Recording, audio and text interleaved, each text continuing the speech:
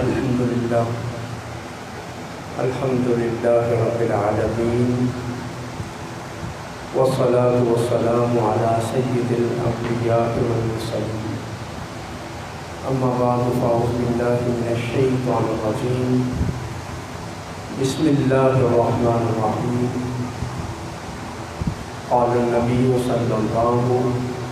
علیہ وسلم ما ضر عثمان ما عمل بعد اليوم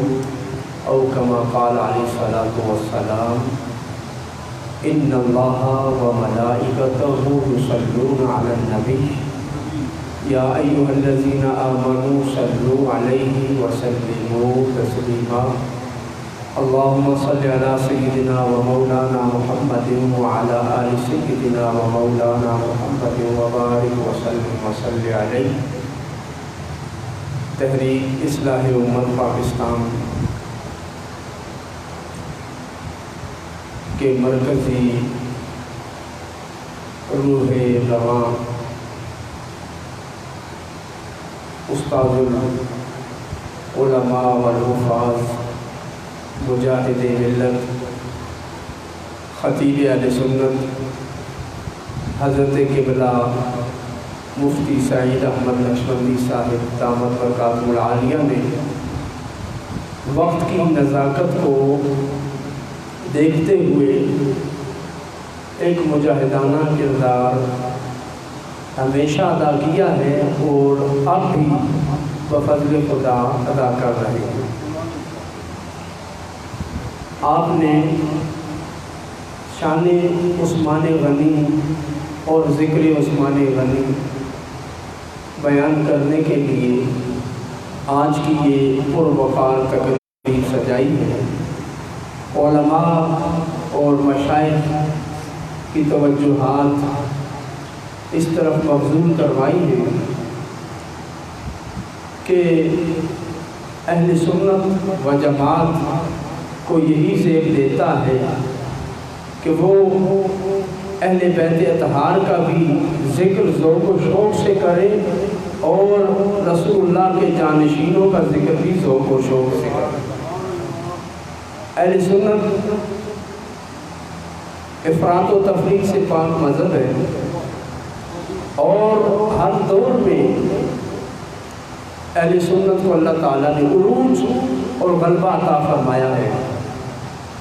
اور انشاءاللہ یہ عروج اور غلبہ اور یہ استحکام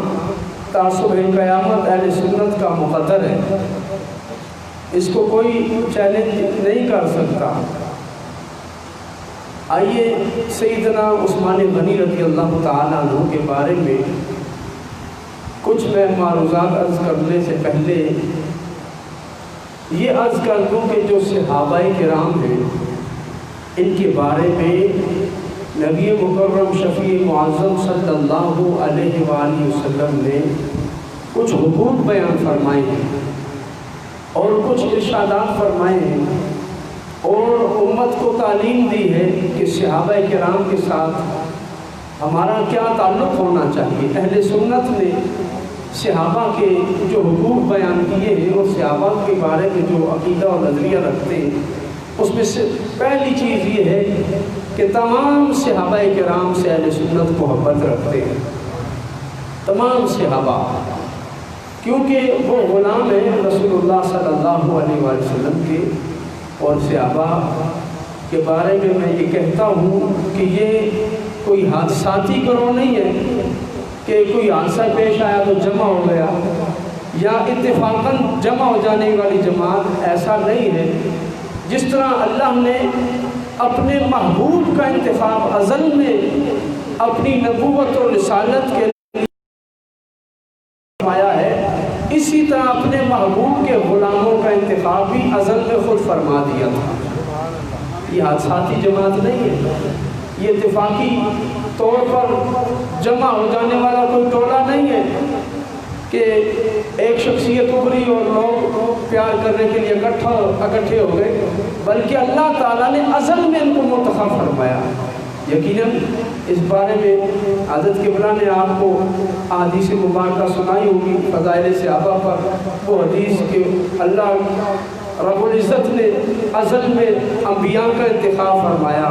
پھر ان انبیاء میں اپنی خلت اور نبوت کے لیے اور ختم نبوت کے لیے اپنے محبوب کا انتخاب فرمایا، اور پھر اپنے محبوب کے غلاموں کے لیے، دوستوں کے لیے صحابہ کا انتخاب فرمایا۔ طویل حدیث ہے، بیان کرنے کا موقع نہیں۔ بہرحال یہ ذہن میں رکھیں کہ یہ لوگ حادثاتی طور پر حضور کے گرد جمع نہیں ہوئے، بلکہ اللہ رب العزت نے ان کا انتخاب ازل میں ہی فرما دیا تھا۔ ان کا انتخاب اللہ تعالیٰ نے فرما دیا تھا، اور ابو بکر ہوں، عمر ہوں، عثمان ہوں، علی ہوں، سیدنا ابو سفیان ہوں، سیدنا امیر معاویہ رضی اللہ تعالیٰ عنہ، یہ جتنے بھی صحابہ ہیں، سہیب کو روم سے لائے، سلیمان کو کہاں سے اٹھایا، فارس سے، اللہ رب العزت نے ان کا انتخاب فرمایا اور اپنے محبوب کے دور میں ان کو ظاہر فرمایا۔ تو صحابہ کرام کے بارے میں یہ پہلی بات ذہن نشین رکھیں کہ یہ منتخب کردہ، برگزیدہ اور چنیدہ جماعت ہے جس کا انتخاب اللہ رب العزت نے فرمایا۔ اور اس جماعت میں جو 4 صحابہ نامی گرامی ہیں آپ جانتے ہیں، ان میں سیدنا عثمان غنی کا کیا مقام اور مرتبہ ہے، اس حوالے سے 2-3 چیزیں عرض کر کے اپنی گفتگو کو، صحابہ کے بارے میں جو حقوق ہیں ان سے محبت ہم پر واجب ہے، اور جتنے صحابہ ہیں، جتنے بھی صحابہ ہیں، سب کے سب صحابہ امت کے لیے عادل ہیں، عدول ہیں، ان کی گواہی رسول اللہ کے بارے میں مقبول ہے، انہوں نے جو کہہ دیا وہ ہمارے لیے دین ہے اور ہمارے لیے اسلام ہے، کہ وہ حضور کے راوی ہیں، نبی کے راوی ہیں۔ اگر ہم صحابہ کو مفتوش کر دیں گے تو دین کی روایت کی جو بنیاد ہے وہ دھڑام سے نیچے گر جائے گی۔ اس لیے صحابہ کے عادل ہونے کا نظریہ یہ اہل سنت کے نزدیک واجب ہے کہ صحابہ سارے کے سارے عادل ہیں، اور صحابہ میں پھر جو مہاجرین ہیں ان کے بارے میں اہل سنت کا یہ نظریہ تمام مہاجر صحابہ حضور کی جانشینی اور خلافت کے ہیں، اور ان تمام صحابہ سے محبت کرنا لازم ہے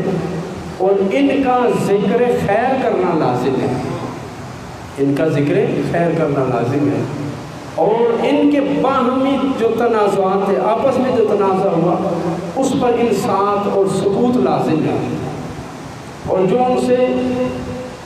اگر بتقاضۂ بشریت کوئی خطا ہو بھی گئی تو ان کا اور رب کا معاملہ ہے، ہمارے لیے لازم ہے کہ ہم جب بھی ان کا ذکر کریں، ذکر خیر کریں اور ان کے لیے دعائیں خیر کریں، کلمات خیر ادا کریں۔ یہ بحیثیت مسلمان ہم پر واجب ہے، یہ واجبات دینیہ میں سے ہے کہ جس صحابی کا بھی ذکر کریں خیر کے ساتھ کریں، اور اس سے بڑھ کر کے لیے دعائیں خیر کریں، دعائیں مغفرت کریں، اس کا ہمیں مکلف بنایا گیا ہے۔ تفصیل کا وقت نہیں، حقوق صحابہ بیان کیے جائیں،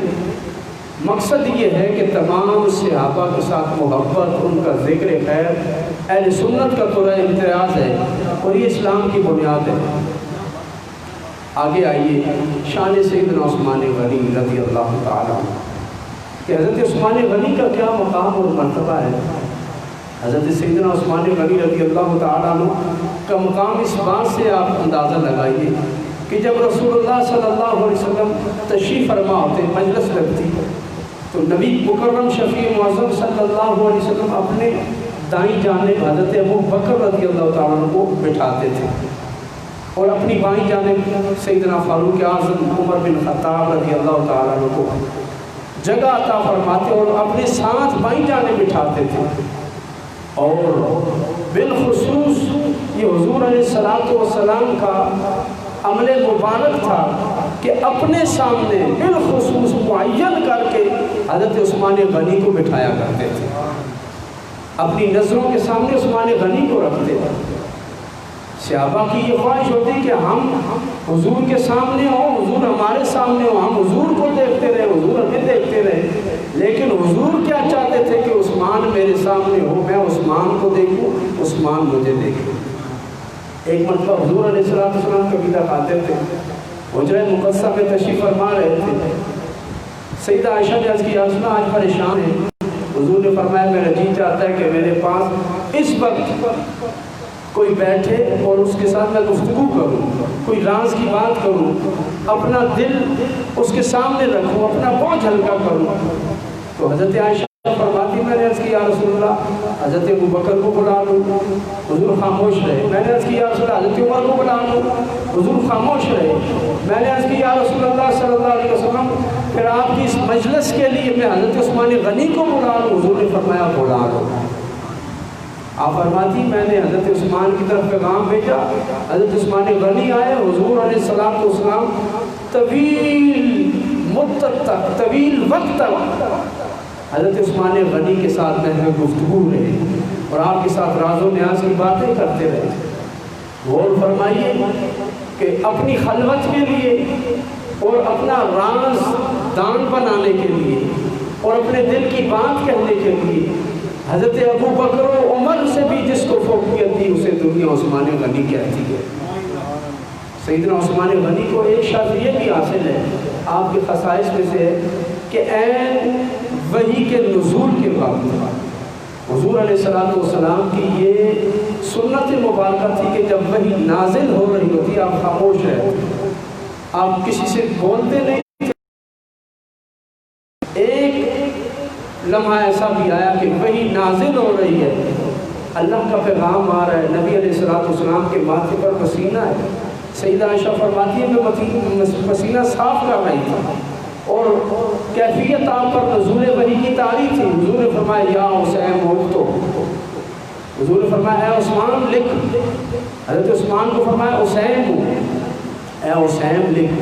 یعنی حضرت عثمان غنی کا پورا نام ذکر نہیں کیا، الف نون نہیں بلایا، بلکہ یا حسین محبت کے ساتھ آپ کو مخاطب فرمایا۔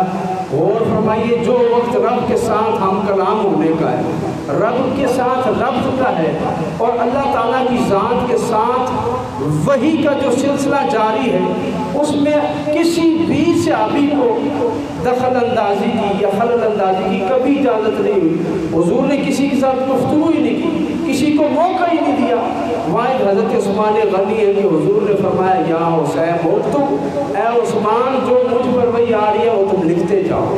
ادھر سے پیغام خداوندی آ رہا ہے، ادھر حضرت عثمان غنی لکھتے جا رہے ہیں۔ یہ مقام اور مرتبہ صحابہ کاتبین وحی میں واحد حضرت عثمان غنی کو حاصل ہے کہ آپ اس دست مبارک سے لکھتے جا رہے ہیں، جو دست مبارک جس کے بارے میں اللہ نے قرآن کریم میں بیت رضوان کا تذکرہ فرمایا ید اللہ فوق ایدیہم، کہ عثمان کا ہاتھ، حضور نے فرمایا یہ عثمان کا ہاتھ ہے۔ حضور نے اپنے ہاتھ کو عثمان کا ہاتھ قرار دیا۔ یہ کیا کم فضیلت ہے، ایسا موقع کسی صحابی کو نہیں ملا کہ حضور نے کسی صحابی کو اپنا ہاتھ کہا ہوگا۔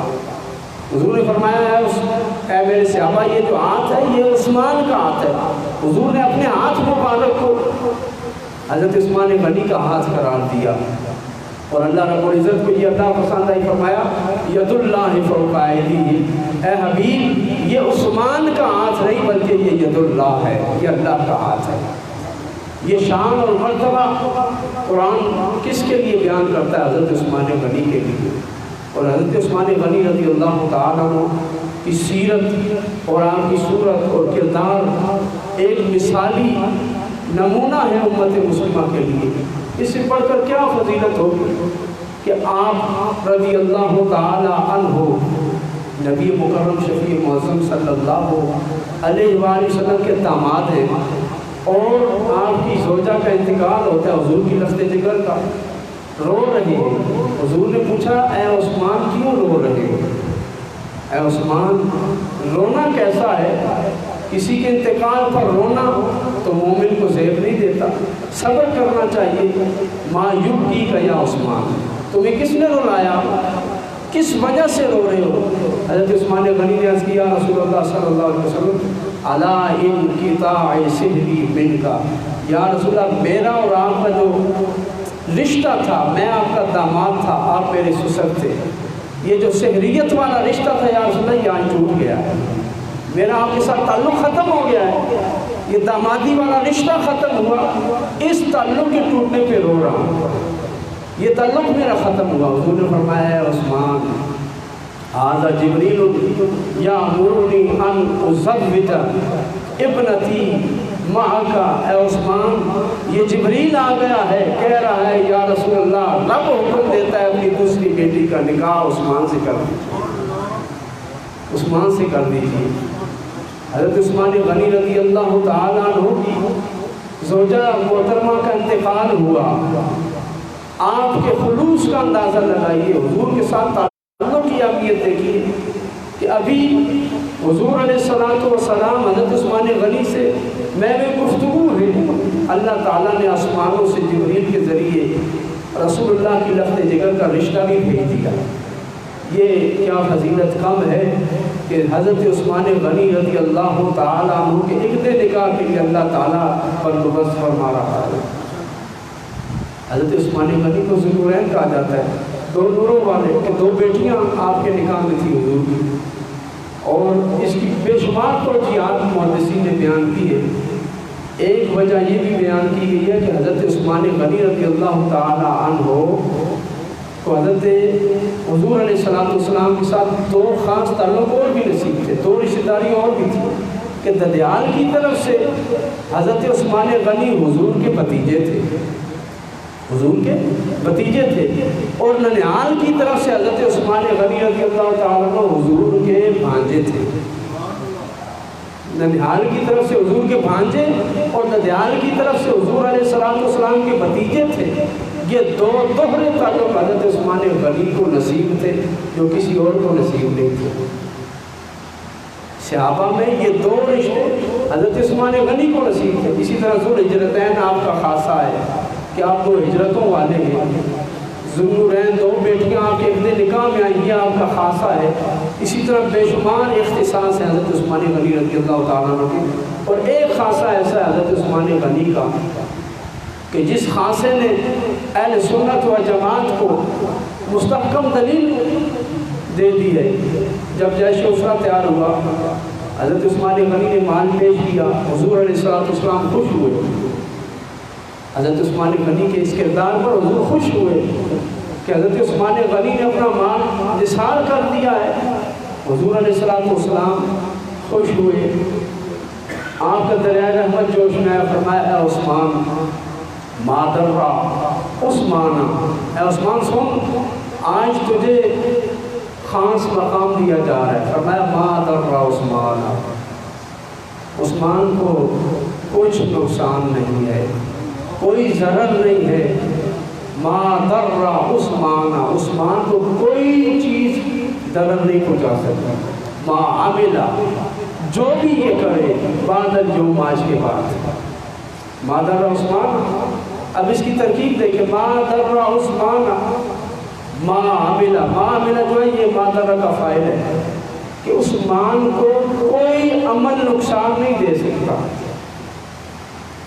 بعد اليوم، آج کے بعد، یعنی اس سے پہلے عثمان نے جتنے اعمال کیے نہ وہ نقصان دیں گے اور نہ آئندہ جو عثمان عمل کرے گا وہ نقصان دیں گے۔ ما عملہ، عثمان کو اجازت ہے جو چاہے کرتا پھرے، اللہ اس پر گرفت نہیں فرمائے گا۔ ما درہ، ضرر یہی ہے نا کہ اللہ تعالیٰ گرفت فرمائے گا،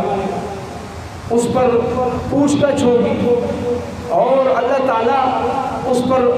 سزا فرمائے گا یا عذاب دے گا، یہی ضرر ہے اللہ رسول کی بارگاہ میں۔ تو حضور نے فرمایا ما درہ، کوئی عمل بھی ما عملہ، جو بھی یہ کرتا رہے عثمان کے لیے قابل گرفت نہیں ہے۔ اللہ تعالیٰ فرماتا ہے ان بطش ربک لشدید، حضور نے فرمایا قیامت کے دن انبیاء بھی حیران اور پریشان ہوں گے، یعنی اللہ کا خوف ہوگا، خوف الہی سے وہ پریشان ہوں گے، لیکن حضور کیا فرماتے ہیں ما درہ عثمان،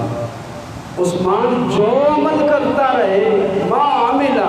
یہ عموم کے لیے فرما دیا، کوئی تخصیص نہیں کی کہ صغائر ہو یا کبائر ہو، اولا ہو یا خلاف اولا ہو،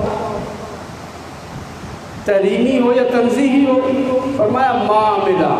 جو کرتا رہے، جو عمل اس کی مرضی کرے، ما در اس کو کوئی نقصان نہیں ہو سکتا بعد اليوم، آج کے بعد۔ تو جو عثمان اللہ رسول کی گرفت سے آزاد ہو گیا، جس کو یہ مشتجع فضا اللہ رسول نے سنا دیا کہ یہ جو کرتا رہے، یہ مرفوع القلم ہے، محفوظ عن الضرر ہے، اللہ کی گرفت، اللہ نے اپنی پکڑ سے اس کو محفوظ فرما دیا ہے، تو یقیناً حضور نے حضرت عثمان غنی کے محفوظ عن الخطا ہونے کی بشارت بھی عنایت فرما دی کہ حضرت عثمان غنی محفوظ عن الخطا بھی ہیں اور محفوظ عن الضرر بھی ہے کہ اللہ تعالیٰ نے ان کو آزاد فرما دیا ہے۔ یہ وہ خاصہ ہے حضرت عثمان غنی کا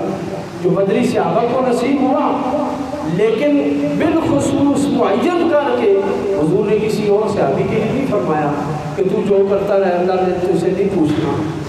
تیری جو مرضی ہے، جو عمل تو کرتا رہے، تو آزاد ہے۔ معنی یہ ہے کہ حضور فرمانا یہ چاہتے تھے کہ حضرت عثمان سے جو بھی ہو جائے اپنی زبانوں کو لگام دے کے رکھنا کہ اللہ رسول نے معاف فرما دیا ہے، اللہ رسول نے معاف فرما دیا۔ حضرت عثمان غنی کے بارے میں، آپ کی خلافت کے دور کے بارے میں یہ ایک اعتراض اٹھایا جاتا ہے کہ آپ نے اپنے خاندان بنو امیہ کو بہت زیادہ نوازا ہے، کہ اپنے خاندان کو نوازتے رہے، یہ سراسر جھوٹ ہے۔ حضرت عثمان غنی رضی اللہ تعالیٰ عنہ نے پوری اپنی دور خلافت میں کسی گورنر کو بھی تبدیل نہیں فرمایا، جتنے بھی گورنر اور عامل تھے وہ سارے حضرت عمر کے لگائے ہوئے تھے۔ ہاں ایک فارس کہ کسرا فارس کو پکڑنے کے لیے جب گورنر فیل ہو گئے، ان کی تدبیریں ناکام ہو گئی، تو حضرت عثمان غنی نے نیا گورنر لگایا، وہ بھی اس شرط پہ کہ کسرا کی گردن لے کے آئے گا، اور وہ فیصلہ حضرت عثمان غنی کا درست ثابت ہوا۔ ایک گورنر آپ نے تبدیل فرمایا، باقی جتنے بھی گورنر تھے وہ حضرت فاروق اعظم رضی اللہ تعالیٰ عنہ کے لگائے ہوئے تھے، اور حضرت عثمان غنی رضی اللہ تعالیٰ عنہ نے ان میں کوئی تبدیلی نہیں کی۔ حضرت عثمان غنی رضی اللہ تعالیٰ عنہ کا دامن اس اعتراض سے پاک ہے کہ وہ خاندان والوں کو نوازتے رہے، قطعاً ایسی کوئی بات نہیں۔ حضرت امیر معاویہ رضی اللہ تعالیٰ عنہ یہ سب سے زیادہ قریب تھے حضرت عثمان غنی کے، لیکن حضرت عثمان غنی نے ان کو بھی گورنر نہیں لگایا، بلکہ یہ پہلے سے حضرت عمر فاروق کے دور سے گورنر چلے آ رہے تھے۔ تو یہ اعتراض کا درست نہیں حضرت عثمان غنی رضی اللہ تعالیٰ عنہ کی ذات پر کہ آپ خاندان کو نوازتے رہے، بلکہ آپ اللہ رسول کی بارگاہ میں سرخرو تھے، اور اللہ تعالیٰ نے آپ کو مرفوع القلم فرما دیا، حضور نے بشارت دے دی۔ اب صفحات کالے کرنے کا کوئی فائدہ نہیں کہ حضور علیہ الصلوۃ والسلام نے ان کو اجازت فرما دی، آزادی دے دی کہ اے عثمان تیرے لیے کوئی ضرر نہیں۔ جب حضور فرما رہے ہیں کہ عثمان کا کوئی بھی عمل اللہ اس پر گرفت نہیں فرمائے گا، عثمان کے لیے نقصان دہ نہیں ہے محال اور انجام کے اعتبار سے، تو پھر ہم اور آپ کون ہوتے ہیں کہ اللہ رسول جس کو، اگر اللہ رسول کے مقابلے کی ہم میں صلاحیت ہے تو پھر تو اگر کوئی اپنے آپ کو خدا سمجھتا ہے، رسول سمجھتا ہے اور اللہ رسول کے اختیارات کو چیلنج کر سکتا ہے، جیسا کہ ایک ٹولہ کرتا ہے حضرت عثمان غنی پر تبرہ کرتا ہے۔ عثمان غنی کی دور خلافت بعض باتوں کو سیاسی غلطیاں بنا کر پیش کرتے ہیں، ایسا قطعاً درست نہیں ہے کہ ان کے یہ امور بھی امت کے لیے ایک سبب تھے۔ حضرت عثمان غنی رضی اللہ تعالیٰ عنہ یا حضرت علی رضی اللہ تعالیٰ عنہ، حضرت عمر ہو یا سیدنا ابو بکر صدیق رضی اللہ تعالیٰ عنہ ہو، ان کی خلافت کو حضور نے خلافت علی منہاج نبوت قرار دیا۔ ان پر تنقید کرنا اور ان کے دور پر انگلی اٹھانا یہ ایسے ہی ہے کہ جیسے کوئی نبی کریم علیہ الصلوۃ والسلام کی ذات پر انگلی اٹھائے کہ آقا کریم علیہ الصلوۃ والسلام نے حضرت عثمان غنی کو کیا فرمایا تھا، ان اللہ یقمصک قمیصا، اور ایک روایت میں مقمصک قمیصا، کہ اللہ تجھے خلعت خلافت پہنائے گا، فَإِنْ أَرَادَكَ الْمُنَافِقُونَ أَنْ تَخْلَعُوا فَلَا تَخْلَعُوا، اے عثمان کہ تو خلافت چھوڑ دے، یہ دستار خلافت اتار دے، منافق چاہیں گے۔ پتہ چلا حضور علیہ السلام نے خلافت عثمان پر انگلی اٹھانے والوں کو کیا فرمایا؟ منافق۔ وہ کون ہوں گے؟ منافق ہوں گے۔ کب تک؟ قیامت تک وہ منافق ہیں جو حضرت عثمان غنی پر انگلی اٹھاتے ہیں، قرآن کی خلافت پر حرف لگاتے ہیں یا اس پر کوئی سوال اٹھاتے ہیں کہ حضور نے فرمایا فَإِنْ أَرَادَكَ الْمُنَافِقُونَ فَلَا تَخْلَعُوا، منافق تو چاہیں گے کہ اے عثمان تو خلافت چھوڑ دے، تیری خلافت منافقوں کو عزم نہیں ہوگی، لیکن اے عثمان فَلَا تَخْلَعُوا، تو نے خلافت نہیں چھوڑی حَتَّى تَلْقَانِي، جب تک تو میرے پاس نہیں آ جاتا، جب تک تیری ملاقات ہم سے نہیں ہو جاتی۔ اور واحد حضرت عثمان غنی رضی اللہ تعالیٰ عنہ ہے کہ آپ کی شہادت کا جب وقت آیا، آپ کی شہادت کی بشارت بھی حضور نے دی تھی، اور جب شہادت کا وقت آیا تو حضور علیہ السلام نے خواب میں تشریف لا کر اور حضرت ابوبکر و عمر کو معیت میں لا کر حضرت عثمان سے ملاقات کی اور فرمایا اے عثمان 40 دن سے پانی نہیں پیا، یہ ہماری طرف سے پانی قبول کرو۔ حضرت عثمان غنی کو حضور علیہ السلام نے پانی عنایت فرمایا اور فرمایا اے عثمان تمہاری اور ہماری ملاقات کا وقت ہو گیا ہے۔ صحابہ میں سے حضور علیہ السلام کے جانشینوں میں سے حضرت ابوبکر، حضرت عمر یا حضرت علی رضی اللہ تعالیٰ عنہ کو اس طرح دنیا سے لے کر جانے کے لیے حضور کسی کے پاس نہیں آئے، فقط حضرت عثمان غنی ہیں جن کو خواب میں تشریف لا کر اپنے پاس آنے کی اجازت بھی عطا فرمائی اور بشارت بھی عطا فرمائی کہ اے عثمان تم یہ جو جمعہ ہے اس کی افطاری ہمارے پاس کرو۔ حضرت سیدنا عثمان غنی رضی اللہ تعالیٰ عنہ حضور کے محبوب خلیفہ ہیں اور حضور کے محبوب نظر ہیں، منظور نظر ہیں۔ حضور علیہ السلام حضرت عثمان غنی سے بے شمار محبت فرماتے تھے، اس لیے ہمیں چاہیے کہ ہم حضرت عثمان غنی سے محبت کریں اور ان کا ذکر خیر کریں، ان کے جو محاسن ہیں، خوبیاں ہیں ان کو اجاگر کریں، اور جو ان کے معاملات دور خلافت کے ہیں ان سے اپنی آنکھیں بند کہ اللہ رسول کی بارگاہ میں وہ سرخرو ہے۔ مالک کائنات آج کی ہماری اس پسند کو اپنی بارگاہ میں قبول فرمائے اور اس مسجد کو، اس کے مسجد کے نمازیوں کو، خطیب صاحب کو، تحریک اصلاح امت کو دن دگنی رات چگنی ترقی عطا فرمائے۔ وآخر دعوانا ان الحمد للہ رب العالمین۔